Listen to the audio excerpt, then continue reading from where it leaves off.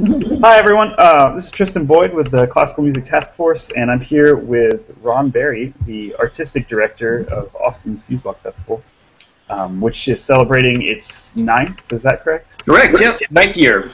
9th year this April.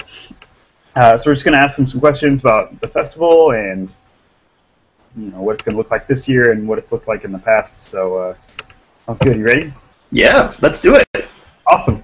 So Ron, first question is, can you explain the vision behind the Fusebox Festival? I mean, this thing's been in Austin for 9 years, and just what is kind of the idea behind this project?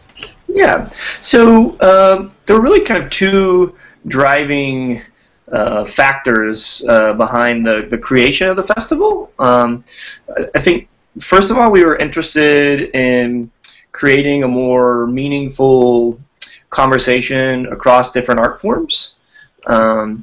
Felt like there's a lot of interesting conversations and projects and thinking happening in these various arenas, but sometimes they can feel kind of siloed. And so we were wanting to create, even if just for a couple of weeks, create a platform for artists from different disciplines to be presented and sort of collide their different projects and ideas together, both for the artists but also for the audiences.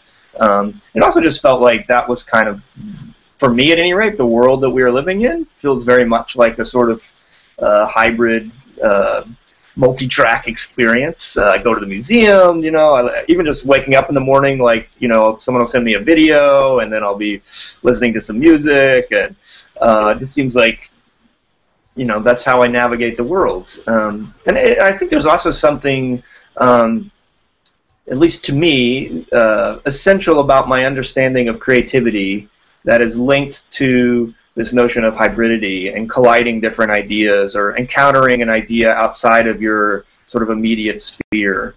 So that was sort of one of the big reasons and ideas behind the festival. The other was to create a more meaningful conversation between the work that was being created in Austin and the rest of the world.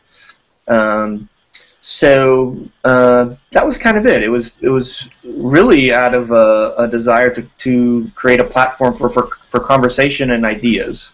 Mm-hmm. Ideas that spanned different art forms and disciplines, and ideas that span different geographies. Mm-hmm. And what does your involvement look like in the festival? I mean, have you been a part of it since the beginning? Yes. So I'm a founder and artistic director. And we started really small, and we're still, in some ways, a small operation. None of the I didn't get paid for the first 3-4 years of the festival, and we had like a budget of $5,000 our first year, which was mostly on my Capital One Visa credit card, and just kind of slowly built the festival. But so now the festival takes place in about over 20 different venues around the city. It's about a third local, third national, third international. We have 3 full-time year-round staff, and then as we get closer to the festival, that'll sort of balloon up to 15, 20, and then a bunch, 100 or so volunteers. Yeah, so that's been kind of it. And it's been really fun to grow and build. One of the main ways we've been able to grow the festival is through partnerships. Mm-hmm. We partner with the university, several different departments within the university, with the Austin Museum of Art. We've partnered with the ballet, with the Long Center, with several different just smaller organizations, theaters, galleries. And that's been a really exciting sort of exercise in community building, not in a sort of lip service way, but in a pretty meaningful way. I felt like for the first time, because I've been living in Austin for 17 years, and for me it felt like the first time since I've been living in Austin that we were really sitting across the table from each other and talking about what would be really interesting, or what's not happening here that maybe should be, or what would be interesting to inject into the conversation here. And the other thing that we think about a lot is, so most of our efforts do center around this festival, and in a city like Austin that has so many festivals, in some ways I think for us, that's kind of liberating. It feels like that frees us to explore some different things. Like we don't have to rent out Zilker Park and bring in Aerosmith, you know, like someone's already doing that. Yeah. So in some ways, this whole sort of this 9-year sort of evolution of the festival has also been an investigation of festival and what are some different things that festival can do. And so one of the ways that I think that often plays out is an investigation of place. And so we do events all over, and some of them are in traditional venues, some of them are, you know, on rooftops or in alleyways or underneath bridges. We've also done that with music. We've created a sort of site-based music series where we work with composers to create specific suites of music for specific sites that we think are interesting. Either maybe the sites are interesting acoustically, or maybe they have some other sort of significance. So we like this idea of considering both the music and the space in which you're encountering the music. So it's not just a club or not just a big venue, or and that's been really fun, and people have really responded to that. So yeah, I remember Graham Reynolds spoke about that. Yes. Them play like under a bridge or something. In some drainage tunnels. Yeah, it was amazing. Yeah, there were 4 tunnels, and Todd Reynolds, violinist, was in one tunnel, and then using Ableton Live and sort of kicking out his sort of primary track to the other tunnels, and then Graham and Peter were in 2 other tunnels, and they were sort of taking his feed and manipulating it and doing different things. So each tunnel had its own kind of sonic score that was derived from Todd's, but it had its own kind of twist on it. It was really cool. That's fascinating. Wow, do you have anything like that lined up for this year? We don't have so much site-specific music stuff. Actually, next year there's going to be quite a bit. This year, well, we're working with Line Upon Line. They're actually doing the kickoff event this year with this. Right? Yep. Which I'm really excited about. It's a pretty, unique evening-length percussion piece. There's not a lot of those. And I get right now that piece has only been done, I think, one time in the history of the world. This percussion ensemble in Strasbourg. So it's a pretty unique event, and it requires some specific. I think it's like something like over 150 uniquely sort of skinned and pitched percussion instruments, and that's largely the reason why it hasn't been done very much. Yeah, absolutely. How many players is that? I think it's 6. I think there's 6 players and 150 something instruments. So it's an average of like 25 instruments. Yeah. Gosh, I can see why it's only been done once. Yeah. So that's one of our sort of big musical presentations this year. Yeah, we don't. Like I said, next year we're actually working with Graham and Peter on this large scale reimagining of Mozart's Requiem. That we were going to do, and they're working with Glenn Kochi and 10 other national composers, and working with a big 100-person choir. We were going to do it at the Texas State Cemetery, but that just got rejected by the state cemetery board. So we're looking for other locations. We've also been looking at doing a choral vocal piece inside a drained pool at Deep Eddy.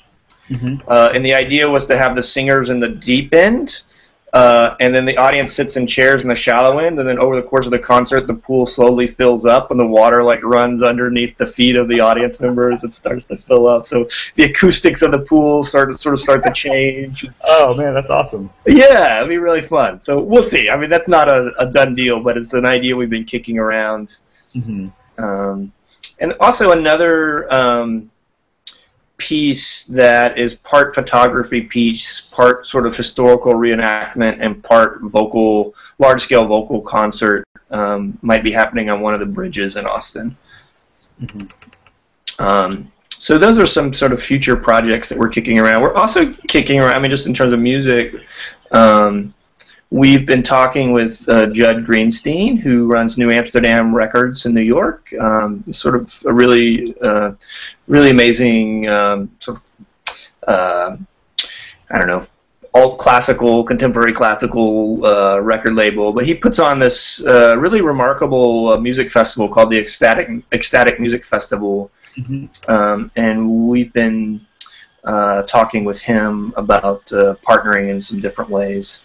Oh yeah, one other project that we're this is just sort of, I don't know, food for thought. Yeah, no, great. We've also been talking with this visual artist named Suzanne Bocanegra, and she did this amazing music piece. Maybe it was 2 years ago, a year and a half ago. They basically got the fabric pattern for a Danish peasant's outfit, and they have they did this in a church, in Judson Church, and they had a big loom, and they weaved this pattern, and they were miking the loom when this was happening. So that was sort of forming the sort of bass, sort of sonic score, and then they worked with Todd Reynolds. They brought in 50 people who had never played violin before, and they came in an hour before the show, and he sort of worked with them. And so there were 50 sort of citizen violinists. And then this amazing accordion player from Denmark and a DJ. And it was like this haunting, beautiful, strange sonic encounter. It was really, really wild. So we're thinking about bringing that next year as well. Awesome. Well, so, okay, we talked about a lot of different styles here. Yeah. This may be an impossible question. I think people have been trying to answer this for years. But the music, you've got a bunch of different things going on in this festival. You know, Line Upon Line is playing this enormous percussion piece, and at the same time you've got, you know, like the Bill Nair show. Playing some stuff, and then you've got like some compositions by Graham Reynolds, all to different you know, plays and movies. If you could somehow define the overall musical style, and maybe you can't, of what's going on at this festival, how would you try to pin a label on that? Yeah, I don't know that we could. I think each year we try and build little conversations. And so I think there's little I don't know, conversation or curatorial threads that run throughout the festival. I do think that sort of generally speaking, we're, at least for our featured programming, we're interested in work that's maybe a little outside of the box. That's especially like musically, I think, because there's so much music that's happening in Austin, that we feel like we don't have to reinvent. There's certain things that we just don't need to do. It's already being done very well. And so we want to present some different kinds of musical experiences. So both in terms of, you know, so maybe that is an artist that doesn't play Austin very much. Maybe it's a unique sort of setting or situation, like we were discussing earlier, in terms of, you know, really thinking about the space and the setting. Maybe even working with an architect to design a particular space. These are some of the different ways that we think about it, but also just like thematically, like I said, I think each year there's different ideas that are in play, and we kind of build the festival around certain threads, or try and, you know, what would be interesting in proximity to this other project or in opposition to this other project. What's not happening here that would maybe people would be interested in. So that's kind of how we go about it, but I don't know that there's any particular one particular style or theme or anything along those lines. It's maybe kind of the genre-less. Yeah, and we're pretty, you know, we like to call and think of the festival as a hybrid arts festival, and so maybe if there is a theme or something, I guess that would be it. And I think hybridity can mean different things. I think sometimes it's very, you know, maybe it's a collaboration between a chef and a composer, which we've done and is wonderful. Or maybe, you know, it's a collaboration between two different musicians that have never worked together before in an interesting way. But I also feel like just a lot of the work that is just being produced right now by individual artists is hybrid in many ways. You know, it's just sort of we are the sum total of everything that we have experienced, and this is what's coming out, and we have access to so many different inputs right now that I feel like just a lot of the work that's being made right now is kind of just naturally and inherently hybrid. So. Mm-hmm. So you said it's like creating discussion. When you go to these events, do you get to talk to a lot of people who've never heard anything like this before? And if so, like, what are their thoughts? Yeah, like with like Fusebox audiences. Yeah, you know, it's really this is a real joy, and sometimes it's really easy in the conversation.